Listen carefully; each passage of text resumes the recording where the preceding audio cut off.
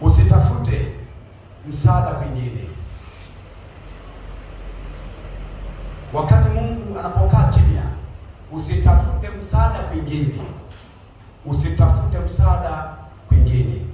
Soma Samueli wa kwanza sura ya 28.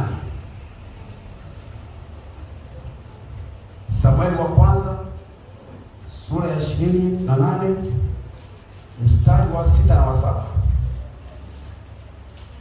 Samueli wa kwanza 28 mstari wa 6 hadi wa 7, tumalizia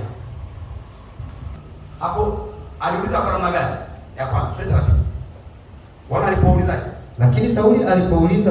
Lakini Sauli alipouliza kwa Bwana, Bwana hakumjibu, wala kwa ndoto, wala kwa Urimu, wala kwa nini? Urimu, wala kwa manabii. Ndipo Sauli akawaambia watumishi wake. Ndipo Sauli, baada ya kuona Sauli sasa ameomba, Mungu amekaa kimya, hakuna hata nabii mmoja analetea ujumbe, Bwana anasema hivi na hivi, hakuna, kimya. Masai ya mkandamizaji anaongezeka vya kwake. Wewe anasema hivi sio, naongea kama yeye, sitaki kuongea hapa, ila naongea na wanaongea kwa nje. Sema kwamba mshua akakausha, sio? Au mshua akapiga kimya. Sauli anaomba na mfalme.